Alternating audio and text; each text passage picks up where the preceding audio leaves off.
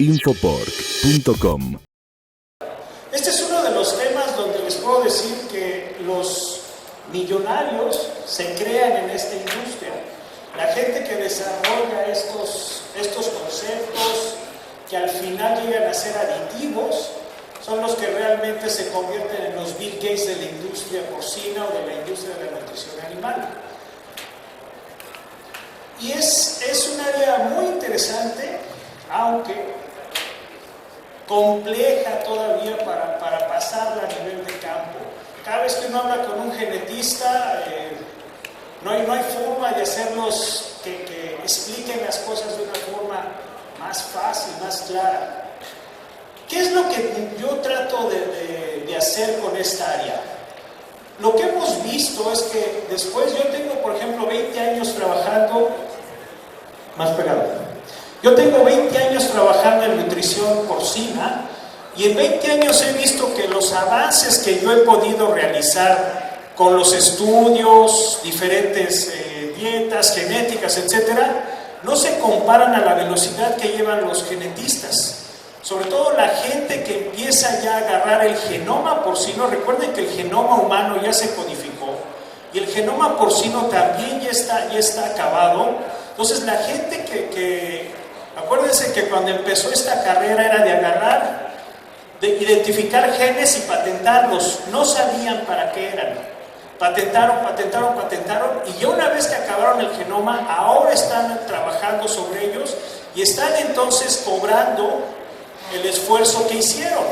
Hay genes específicos para evitar enfermedades o para promover crecimiento, etcétera, y eso es donde se está agarrando la industria para generar medicamentos específicos para esas funciones y cobran ahí un enorme costo. Entonces, ¿qué ha pasado con la nutrición? Si ustedes recuerdan, o los que hayan tenido relación con la nutrición, antes hacíamos dietas haciendo pruebas y error. Poníamos un nutriente o un ingrediente y veíamos la respuesta, pesábamos, esperábamos, y todavía lleva mucho tiempo de estar evaluando toda la fisiología del nutriente que estamos poniendo, etc. Recientemente se incorporó la biología molecular. Si ustedes quieren hacer un posgrado en países de Europa, de Estados Unidos, Canadá, y quieren irse fácilmente, métanse al área de biología molecular. Hay mucho dinero, hay mucha investigación, se requiere mucha mano de obra calificada enormemente para hacer estos estudios. La industria, los gobiernos están poniendo enormes sumas de dinero para estudiar el genoma en todos sus aspectos, tanto medicinal, productivo, preventivo. Entonces, biología molecular es ahorita una de las áreas que más intensamente se está trabajando. Obviamente la genética. Nosotros trabajamos mucho en nuevas genéticas. Cada año, recuerden, cada año aparece un nuevo cerdo. ¿Ustedes saben cuánto tiempo vive un cerdo en una granja supernúcleo? O sea, los que generan la genética, 20 ordeños. Quiere decir que cada 20 semanas, 20 a 25 semanas, ese semental se va y es incorporado un nuevo semental seleccionado por mejores características. Así de rápido avanza la industria genética. Eso implica que cada año vamos a tener una nueva generación y por eso los nutriólogos tenemos que estar continuamente evaluando nuestras dietas y evaluando las dietas, el medio ambiente y el comportamiento productivo. En un futuro muy cercano, les diré que ya en medicina humana se habla de la nutrición como la forma de preservar o recuperar la salud. En un momento muy cercano pasaremos esa área. ¿Cómo estimulamos a través de la nutrición la salud? ¿Cómo al comer podemos bajar de peso, mejorar nuestros niveles de colesterol, de azúcar, o prevenir problemas como cáncer a través solamente de los alimentos y ya no de fármacos? ¿Qué es lo que estamos haciendo entonces para ubicar esta área? Necesitamos evaluar entonces cómo los nutrientes afectan los diferentes genes. porque es realmente lo que hacemos. Recuerden que los nutriólogos alimentamos células, no bocas. Que pase por la boca el alimento, bueno, eso es un accidente. Pero realmente nuestra finalidad es que el nutriente llegue a la célula y manifieste una respuesta. Normalmente, ¿qué esperamos? Pues que el nutriente llegue, manifieste la respuesta que implica producción de proteína y acumulamos entonces masa muscular o mayor número de hormonas para secretar más ocitos y después entonces tener un tamaño de camada mayor. ¿Cómo podemos hacer estas evaluaciones de una forma más ágil? Les insisto, en 20 años el avance es muy poco. Yo cada vez que voy a una granja donde hacen su propia genética, siempre me llego a la misma conclusión: no es lo mejor. Una granja debería de estar adquiriendo genes de alguna empresa especializada, ya sea por semen o por la compra directa de animales, y así tener un cambio generacional más rápido, más intenso y más eficiente. Entonces, ¿cómo podemos acelerar en el área de nutrición y nutrición y genoma la evaluación de los diferentes aditivos? Utilizando técnicas que normalmente sean más económicas, que puedan manejar un mayor volumen de datos, porque se generan enormes cantidades de información que muy difícilmente podemos analizarla toda de manera óptima, y que lo haga en un tiempo rápido. Y es ahí donde entra el área de la nutrigenómica, que básicamente es el estudio de cómo los nutrientes interactúan con los diferentes genes, cómo se manifiesta la respuesta. Y todos sabemos, cada vez que hay nutrientes, por ejemplo, las vitaminas nos hacen sentir mejor, o nos dan más hambre, o crecemos, o cuando tenemos una dieta más balanceada, en vez de crecer muscularmente, depositamos grasa o gordura. O sea, todo esto tiene una respuesta que, como les digo, se encuentra en el genoma, dentro de la célula, y no solamente en el animal como tal. ¿Qué hacemos entonces para evaluar esto? Y básicamente el concepto de nutrigenómica es utilizar todas las técnicas que usa la genómica, la ciencia que estudia el genoma, el sistema genético o los ácidos nucleicos, etcétera, para evaluar las respuestas. ¿Qué busca esta área? Bueno, tenemos dos áreas fuertes. En los seres humanos definitivamente se va a enfocar a mejorar su nivel de vida, alargar su vida, por un lado, hacerlo menos propenso a enfermedades, las enfermedades que nos afectan fuertemente a los seres humanos: diabetes, cáncer, obesidad. En mi país, por ejemplo, tenemos tristes récords mundiales. Somos el número 1 en obesidad infantil, el número 1 en diabetes infantil, diabetes no generada por deficiencia de insulina, y uno de los países con mayor obesidad en adultos.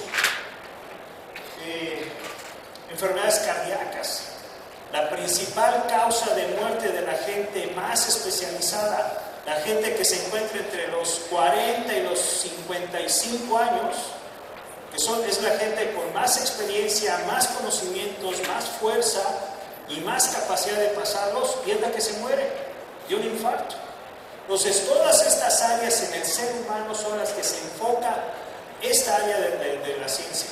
Evaluar cómo los nutrientes pueden disminuir estos problemas o eliminarlos. Y obviamente en animales, ¿qué buscamos? La eficiencia, una mejor producción.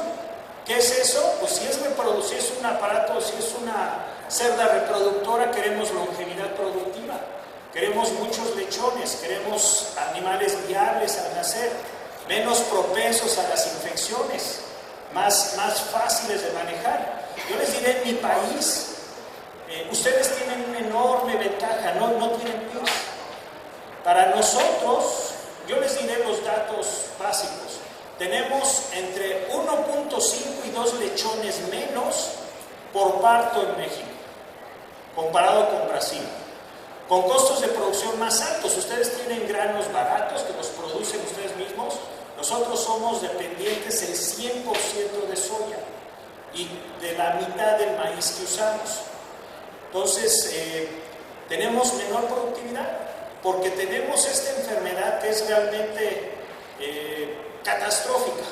Olvídense del PEP, de la diarrea viral porcina. Eso es un evento que hasta ha mejorado mucho la industria, porque ha disminuido el número de lechones o de cerdos en el mercado. Y entonces tenemos una mejor relación oferta-demanda. Pero PIRS es todo un tema. Yo cada año que voy a los congresos en cualquier país, incluyendo México, en los pasados 30 años, el tema número 1 es PIRS. Y ustedes no lo tienen. Eso es algo increíble. Es increíble realmente vivir. Yo cuando veo mis dietas, cuando están en granjas libres de PIRS, los parámetros son impresionantes. Son impresionantes. Estamos hablando de unos 15 días menos al mismo peso. Imagínense 15 días, ¿cuántos animales más podría meter o cuántos alimentos me podría ahorrar? O sea, así de siempre el problema es en México. En Estados Unidos no se diga. Y los dos países compartimos los mismos virus, hasta pensamos que realmente aparece un virus y alguien va y se lo pone a México. Entonces, no sé, esa guerra biológica, no se nos ha quitado la idea de que así es, porque es muy raro que aparezcan en unos días la misma cepa de lo que tienen en Minnesota. Y Minnesota y el centro de México están 3,000 kilómetros.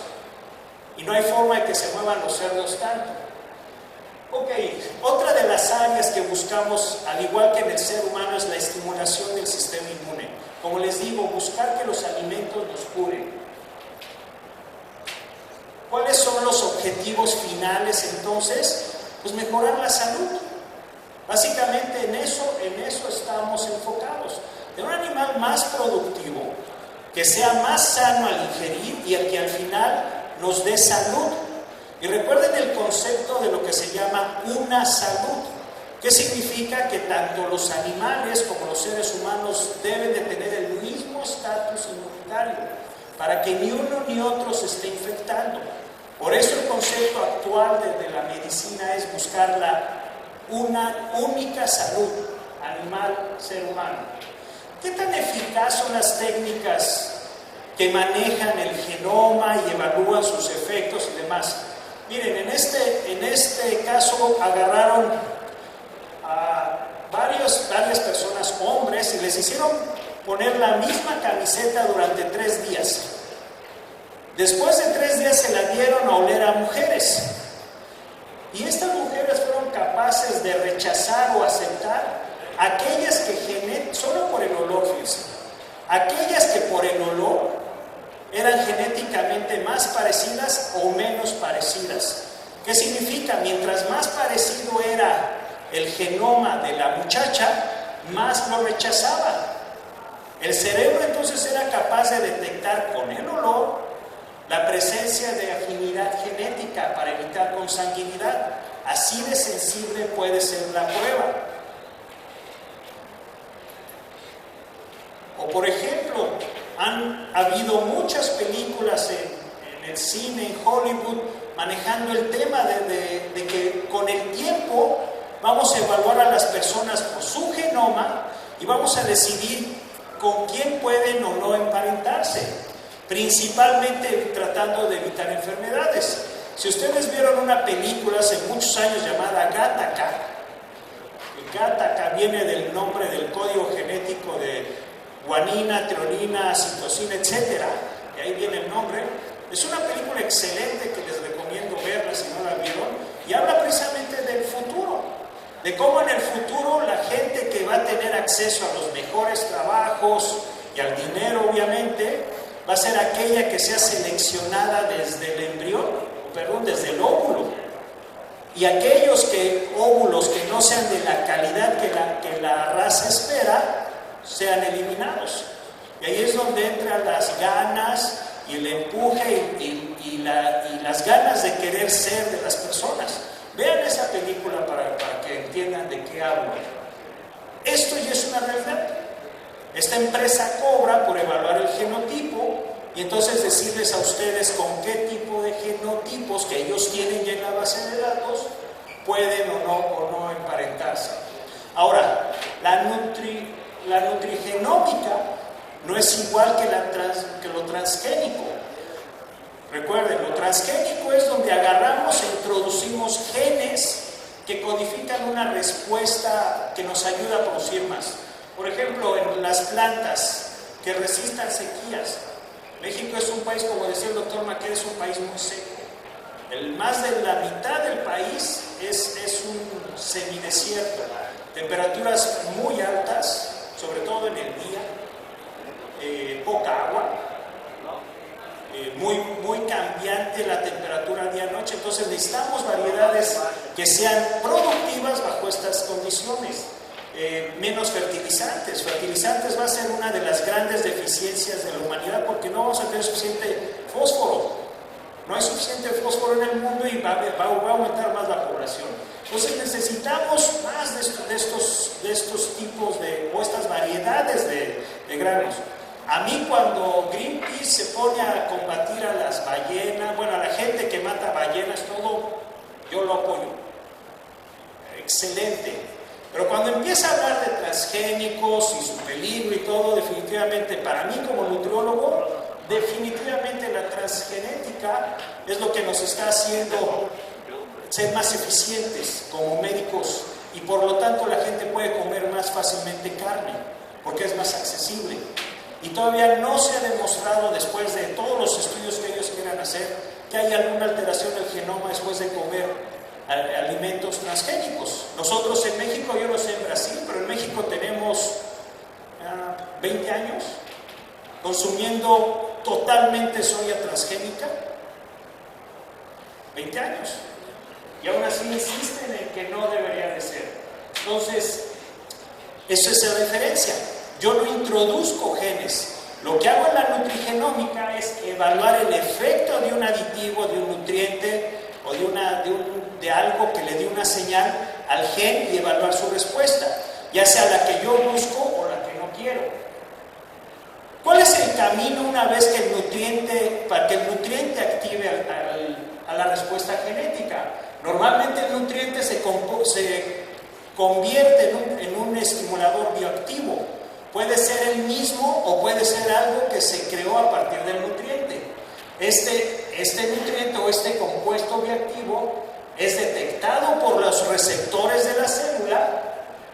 Estos interactúan con el genoma. Recuerden, es agarrar, el nutriente tiene que entrar al núcleo, el nutriente o un compuesto derivado de él tiene que entrar al núcleo, leer el genoma y crear un mensaje para que se produzca una proteína, que en este caso, recuerden que la teoría es un gen codifica una enzima, ¿ok?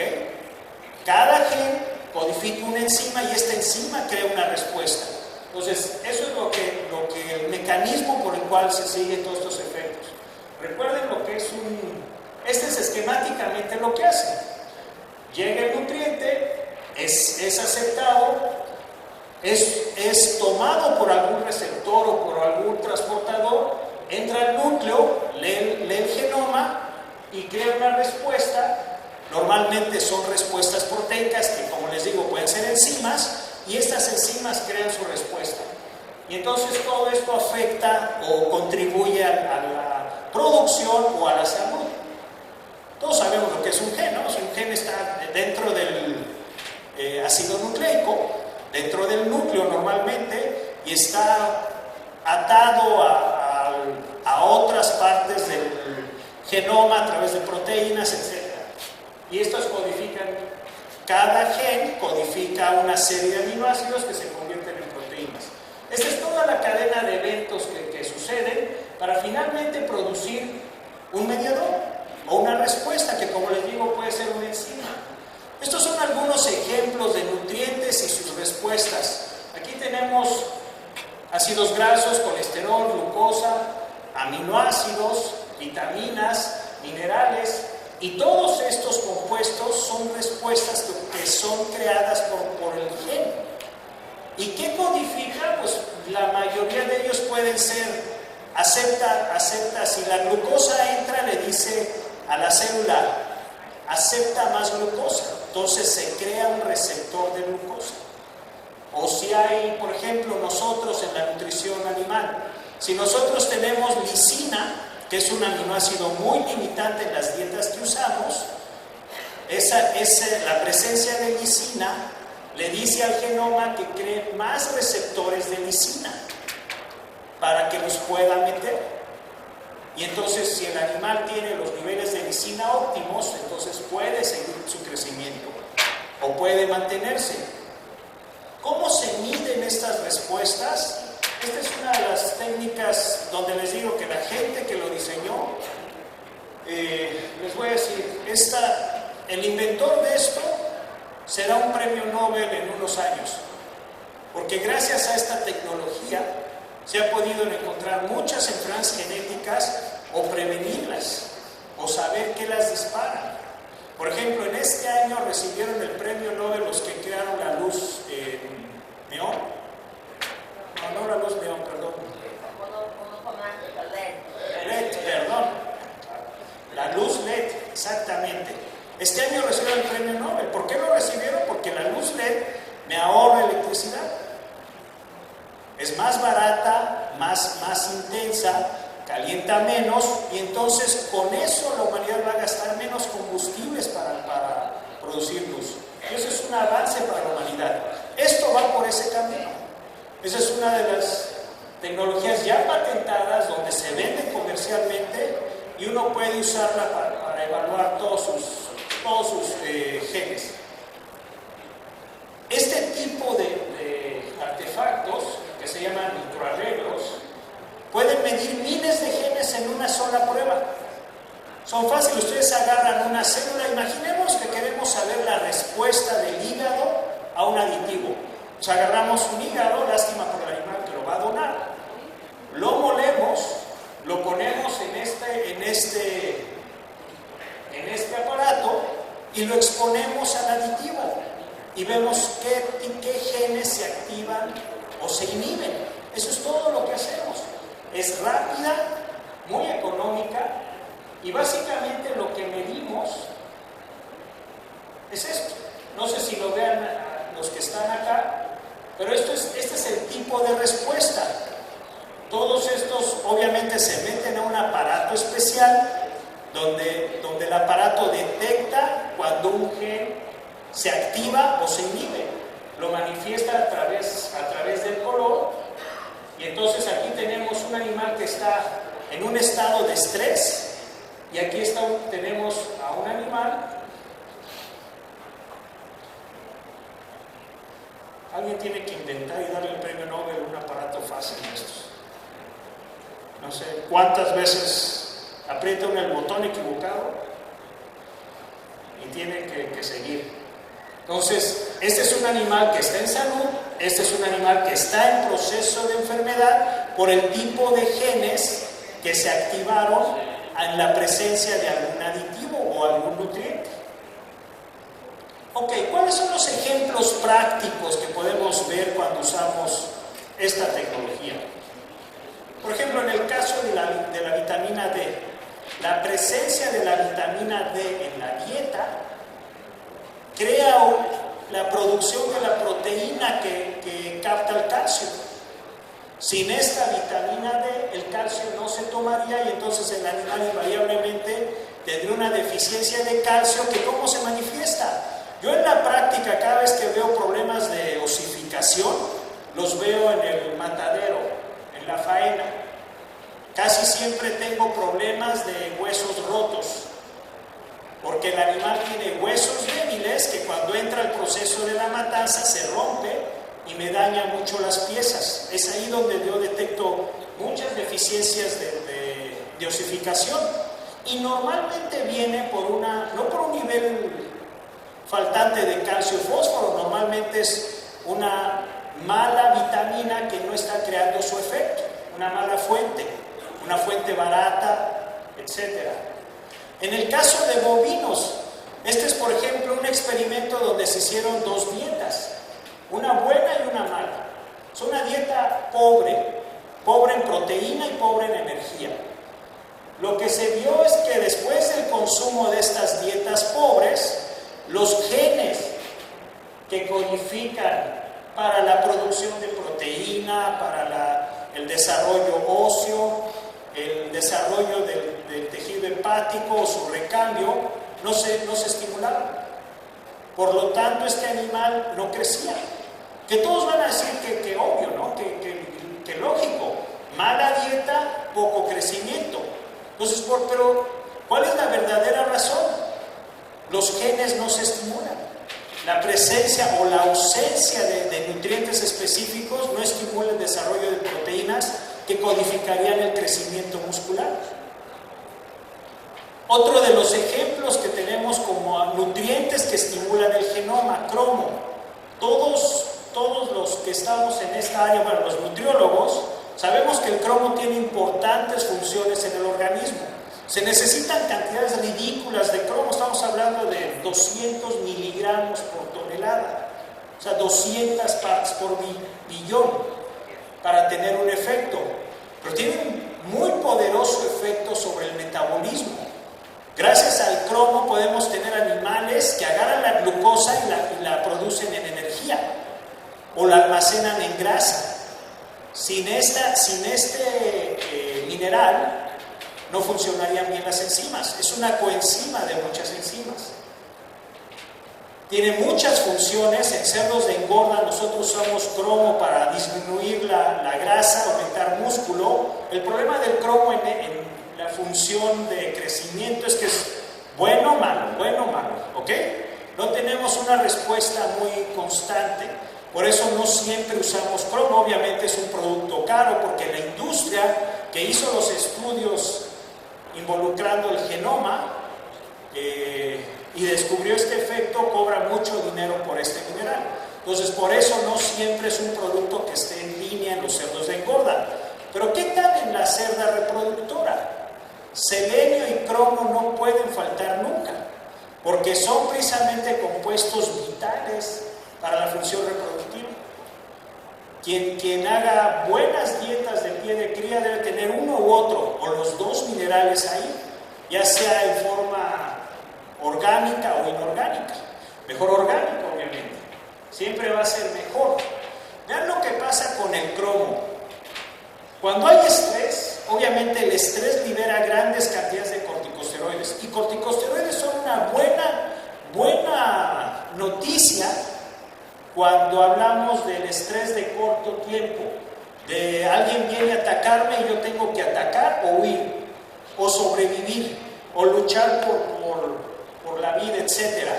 Ese es un muy buen sistema de defensa, pero el estrés a largo plazo es una de las cosas que matan a los animales y a las personas. Estrés crónico es una de las malas noticias para el organismo, cualquiera que sea. Normalmente en el lechón recién destetado es el animal que tiene niveles de corticosteroides más altos durante al menos 2 semanas. Y si ustedes ven lo que le pasa al aparato digestivo del lechón recién destetado, verán el efecto del estrés. El nivel de vellosidades y de la capacidad, por lo tanto, de absorción de nutrientes se disminuye fuertemente. Y tenemos crecimientos ridículos. ¿Qué pasa con un animal recién destetado que viene creciendo 250 gramos al día promedio con la madre? Pues pasa a 110, 100 gramos, 80 gramos, y eso frena mucho el rendimiento productivo al final de su vida productiva. Y es el estrés lo que ocasiona este daño intestinal que me impide que el animal realmente absorba lo que come. Comen muy buenas dietas de muy buena calidad y no crecen así. ¿Qué hacen entonces los corticosteroides? Afectan, obviamente son antagonistas de la insulina. ¿Insulina qué hace? Meter glucosa a las células para que éstas tengan energía. Los corticosteroides obviamente lo inhiben. ¿Por qué? Porque la teoría es que todo lo que sea sustrato energético, como la glucosa, se vaya a los lugares donde se necesita para una respuesta rápida, o sea, correr. Por ejemplo, Yo necesito esa glucosa para que se mantenga en el músculo. Miren, hace unos años veía el caso de una muchacha que era gorda y ella decía, y realmente demostraba que comía nada. Comía niveles de 700 kilocalorías al día, que son realmente para morirse de hambre, y era gorda, y nadie le creía que no comía. Todos pensaban que realmente no comía en el día y en la noche ya en su casa comía. Cuando un genetista empezó a estudiarla, se dio cuenta que en realidad sí, y la gordura estaba solamente en el abdomen, pero no en las piernas. Las piernas seguían siendo muy fuertes, muy musculosas. ¿Por qué? Porque esta señorita tenía un tumor en las glándulas adrenales y eso hacía que se secretara grandes cantidades de corticosteroides y mantuvieran a esta persona como en estado de estrés, lista a huir. Entonces la grasa se acumulaba ventralmente, pero las piernas se mantenían listas para actuar. Y realmente era una persona que cuando se le quitó el tumor y se corrigió, rápidamente bajó de peso. Entonces, el cromo ayuda a evitar esta respuesta. Por eso el cromo es un buen producto cuando queremos disminuir el efecto del estrés en los animales. ¿Qué es este efecto? Vacunación, por ejemplo, o la presencia de enfermedades. Todos estos son fuertes estresores que afectan el rendimiento, porque a nivel del genoma afectan la producción de las enzimas o de las proteínas que codifican enzimas que se requieren para que funcione mejor. Este, por ejemplo, es un estudio donde se evaluó los niveles de la respuesta génica a niveles crecientes de cromo. Entonces, este gen que codifica esta proteína, pues se encarga de la producción de el color de la carne, porque se encarga de que el nivel de óxido reducción de las células se mantenga. Y miren, por ejemplo, tal vez suena así como muy fuera de lugar lo de óxido reducción, pero se los pongo así. Cada vez que uno como nutriólogo hace una dieta, pues siempre está el tema de costo, y uno de los costos sería los antioxidantes. Entonces, pues me dice el productor, no me los pongas porque yo voy a usar mi alimento en unas horas. Entonces no hay forma de que se me echen a perder, que se rancien, entonces no pongas antioxidantes. Y entonces, para los que no sepan y dejan de poner este producto, este aditivo, ¿qué acaba pasando? Pues el animal presenta deficiencias de vitamina E y selenio, porque entonces los antioxidantes que yo no le puse a la dieta, el organismo toma la vitamina E y el selenio para evitar el nivel de óxido reducción, que es realmente una de las cosas que matan células. Una alteración en los niveles de óxido reducción en intracelular. Y como la vitamina E y el selenio son los que lo combaten, pues lo usan para esas cosas y de pronto tengo deficiencias aparentes deficiencias en la dieta, daño en corazón, muerte súbita, etc. Y todo porque estoy usando erróneamente el producto.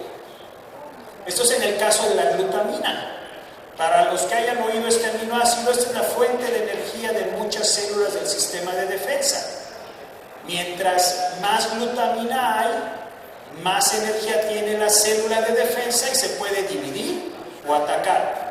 Y es precisamente este aminoácido, los estudios de esto generaron con los años lo que conocen ustedes como el aminogoto de Ajinomoto, que es glutamina, ácido glutámico.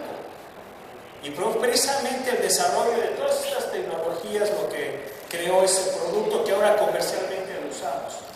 Selenio es otra de los nutrientes que activan fuertemente el genoma.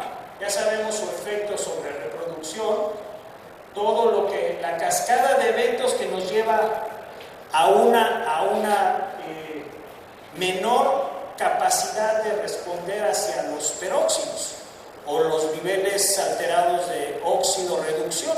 Ese es básicamente el papel del selenio. Todos hemos visto cómo funciona una enzima. Si ustedes agarran agua oxigenada, que es peróxido de hidrógeno, y se lo ponen en una herida, la reacción inmediata es producir agua y oxígeno. No sé si han visto. Burbujea la herida. Esa es una enzima llamada catalasa. Y esa enzima precisamente lo que hace es evitar que los niveles de peróxidos aumenten y maten a las células. Y ese es el efecto del selenio. En cuanto al sistema inmune, esto es, como les digo, finalmente lo que queremos hacer, que los nutrientes nos ayuden a curar. Y entonces para ello necesitamos un sistema inmune activo. Un sistema inmune, recuerden, hay dos sistemas inmunes. El innato, que no necesita generar anticuerpos, no necesita tener memoria previa, todo lo que llamamos el sistema inmune pasivo. Y el activo, que está mediado por anticuerpos. Como nutriólogo les diré, lo que menos queremos es activar al sistema inmune. Una vez que el sistema inmune se activa, olvídenlo, ya no hay nada que hacer. Yo como nutriólogo me tengo que esperar a que el animal se cure para que crezca, porque no va a crecer. El organismo tiene que apagar ese sistema inmune, lo cual lleva 2-3 semanas, para que entonces los nutrientes los destine realmente a lo que yo quiero. Entonces lo que no quiero es que el sistema inmune activo se active, y por lo tanto yo quiero que el sistema inmune innato o el básico esté muy activo.